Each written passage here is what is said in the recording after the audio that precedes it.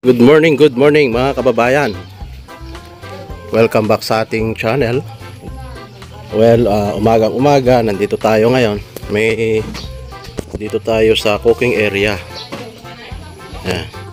Nagdala sila ng panggatong na ng mais, oh. Ayan, tamang-tama dito yan. Ayan, napakagandang panggatong yan. Kailangan i-dry konti, medyo hindi pa gaanong dry, oh. Medyo moist pa. Tapos ito, meron din dinala rito na saging. So, ayan. Napakasarap nito. Yung tukol. Tukol ang tawag dyan, mga babayan, oh. Alright. So dito, oh, pwede palang tamnan ng rito, no? Ng pechay. Oo. Pwede palang tamnan ng pechay dito. Meron tayong mapagkukunan ng gulay. Hindi kailangan mo lang itaas, tapos gabura, lalagyan mo ng itaas mo ng konti kasi pagka umulan baka magtutubig dyan pagka minsan So, ayan, kaya lang itong mga gabi natin dito, tinanggal lahat ni Inang, ni Mother, dahil daw masukal daw dito.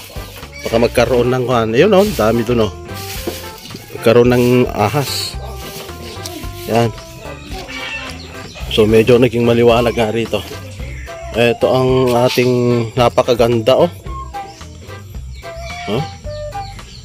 ganyan pala ang sikreto ng mga pagtatanim ng luya na malalaki. Luya na malalaki yan, mga kababayan. Meron na siyang flower, namumulaklak. Ito, meron na siyang bulaklak. Ayan. Yung mga shells natin, native shells, napakasarap ilagay ito. Itong dahon, napakabango. Napakabango talaga, So mga kababayan, balak natin talaga na i-develop dito sa ating surroundings kasi napakaluwang, magtanim-tanim lang tayo rito. And then siguro kung magkaroon tayo ng sapat na pondo, lalagyan lang natin ng mga fence ito.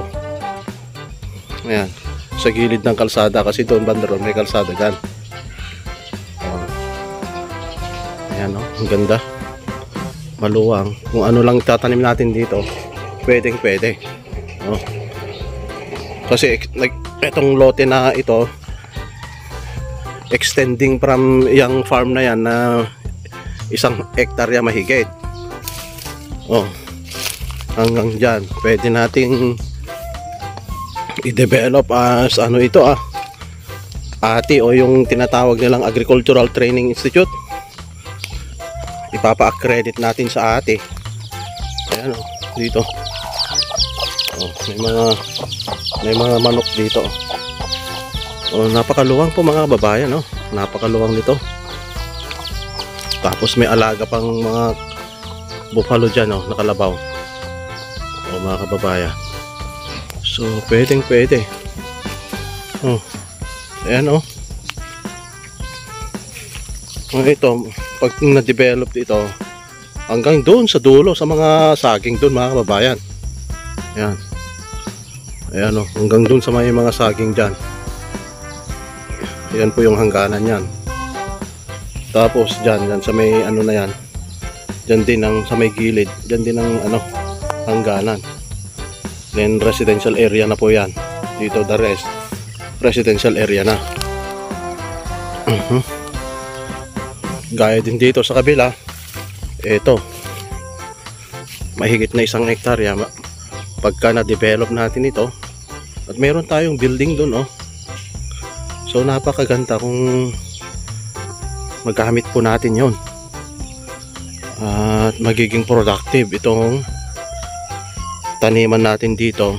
Kompleto na kasi ito, may dyan building, dating piggery, pwede nating gamitin kung ano pa yung mga pwedeng gamitin dyan kasi medyo pagka baboy ang ilalagay natin, medyo bumabalik na naman yata yung ASF. So hindi yan ideal or viable ngayon na mag-alaga ng baboy. Kasi nga itong kumakalat na ASF na yan. Oh, yan. Ongoing yung harvest nila dito. Tinamnan ng aking kuya. Ayan, maliliit. Maliliit. Medyo maliliit.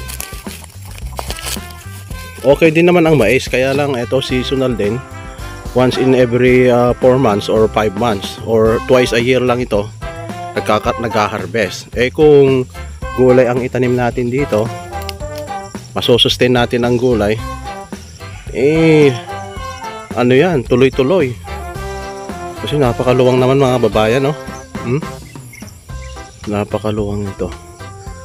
So kailangan yata natin mag-attend ng mga training para sa ganun ay training kung paano i-develop po ito. Ayan, kasi na ito maraming mga tanim-tanim dito. Ito nga rito hindi rin nagiging productive kasi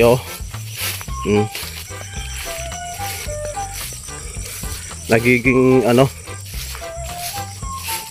kakahuyan na.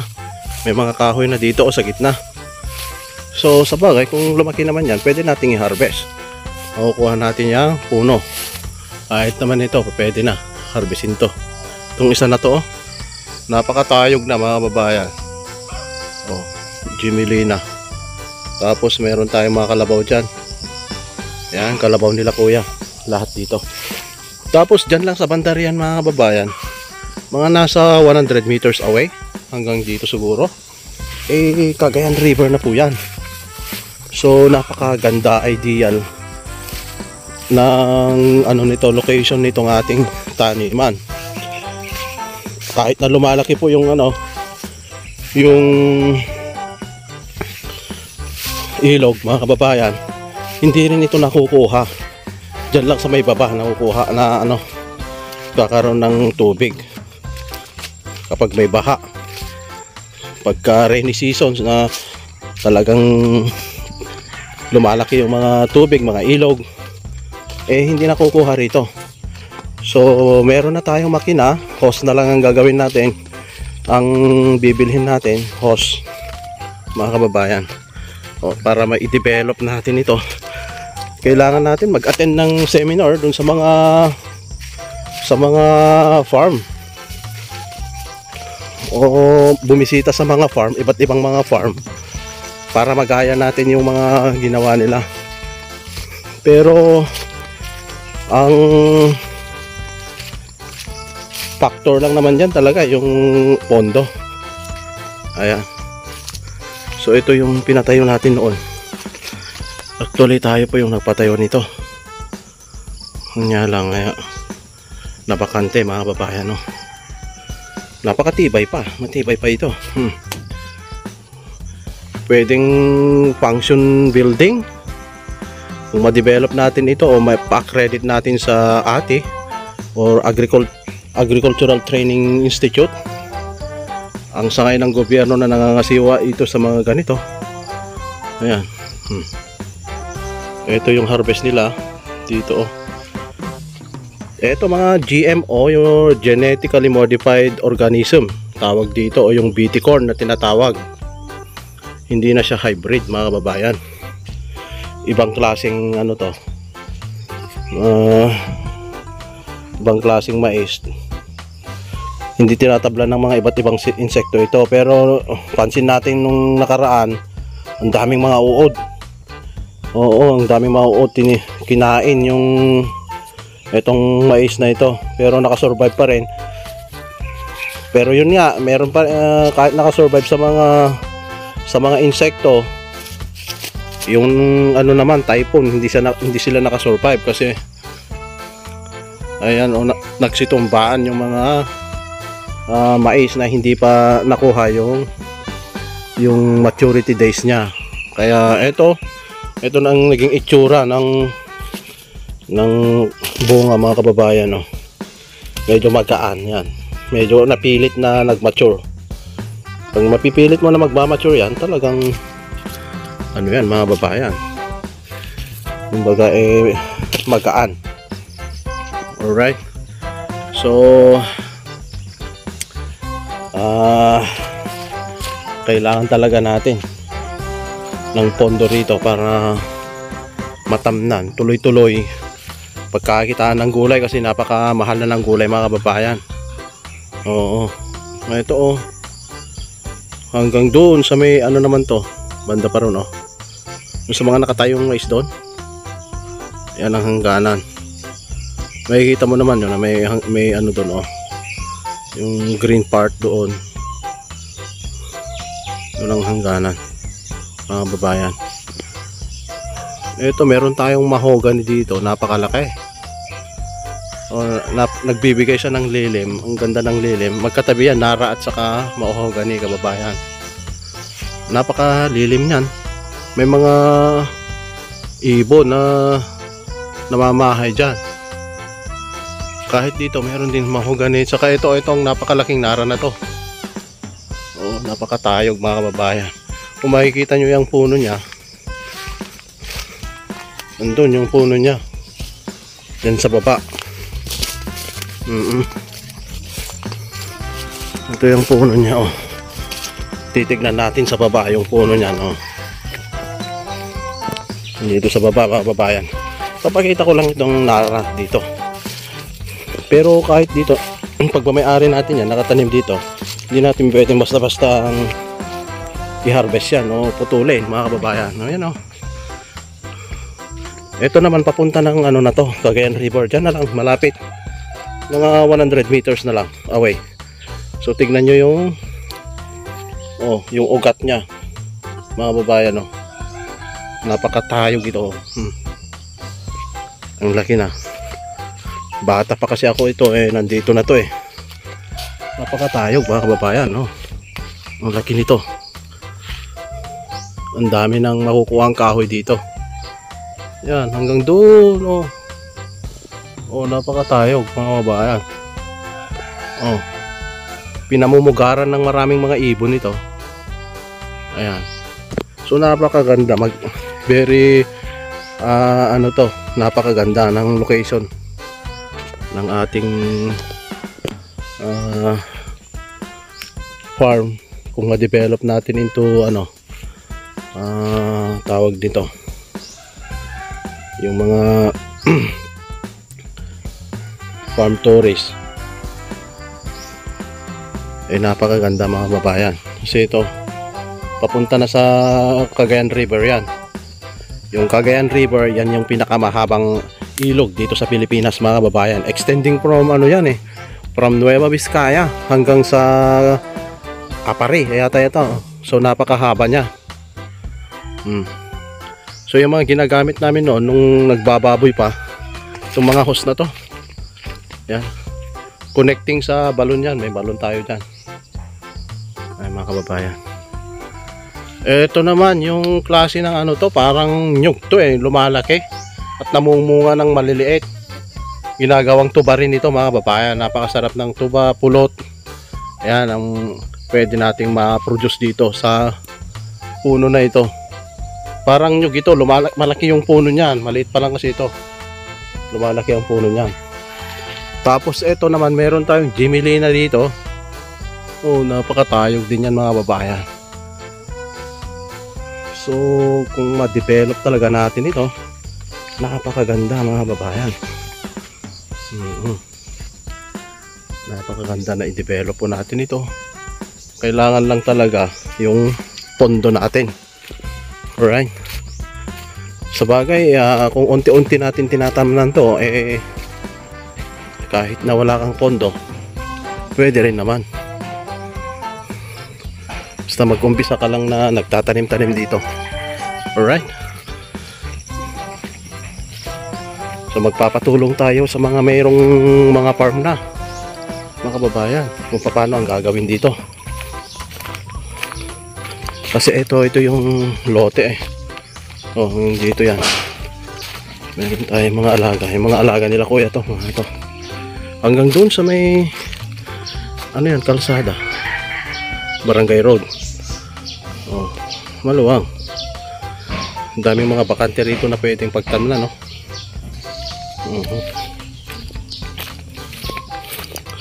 O ito yung pinakakalsada namin. Ayan yung gilid niya. Ito. Lulusot yan sa Cagayan River. Doon sa baba. Doon sa ilog mga kababayan. Oh. Ayan. Dito rin may mga tanim sila na mga ano dito.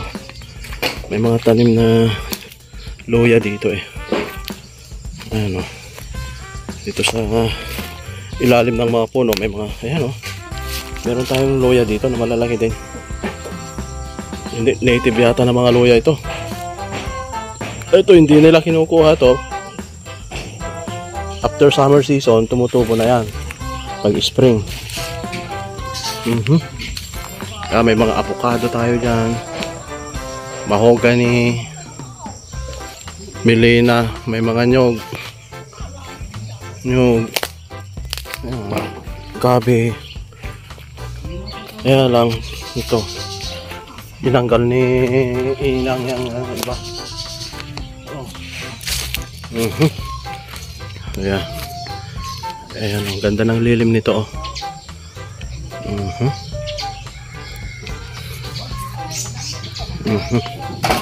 Oh, ayan. Naglilinis sila rito. Oh, ang bahay na pinapagawa oh. Sayang.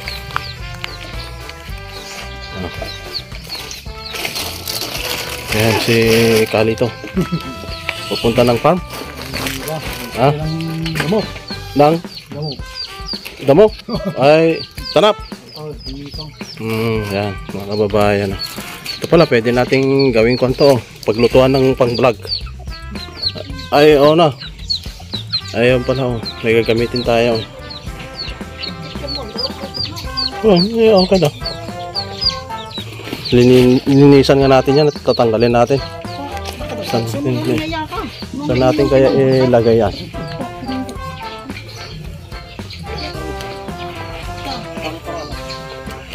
Ayan. Mga kababayan. So, ayan. Hanggang dito na lang mga kababayan. Ito, ipapakita ko nga rito. Sa may banda pala rito. Ayan. Ito naman yung pinaka ano natin bahay. Mga kababayan, oh. Oh, yan. Ito. Napakaluwang talaga. May mga tanim na rito, oh, mga talong, oh. Ganyan, oh. Talong pala, pag namunga na yan, i-display mo lang dyan sa harap. Magkaroon ka lang ng ganyan, oh. Napakadaming bunga, oh. Ay, mga kababayan, madaming bunga ito. Ayan, oh. Kung masustain mo yung ganito, yan, tapos i-display mo lang yan sa kalsada yan, eh magkakaroon ka ng pera talaga.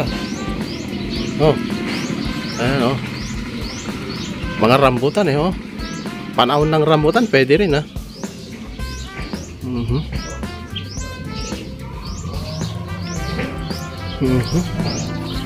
Ang dami mga rambutan yan mga kababayan. So yan, hanggang dito na lang ang ating vlog sa araw na ito. I hope na nailibot namin kayo rito sa aming munting farm at sa yung compound namin dito.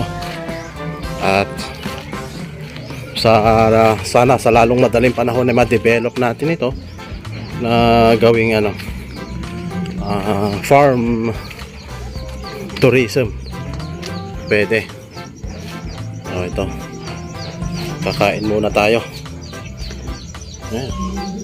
Daming mga available. Unlike sa bayan, wala. Kasi limited lang yung natin doon, lupa. Hindi kagaya dito. Napakaluwang mga kababayan. No? Napakaluwang dito.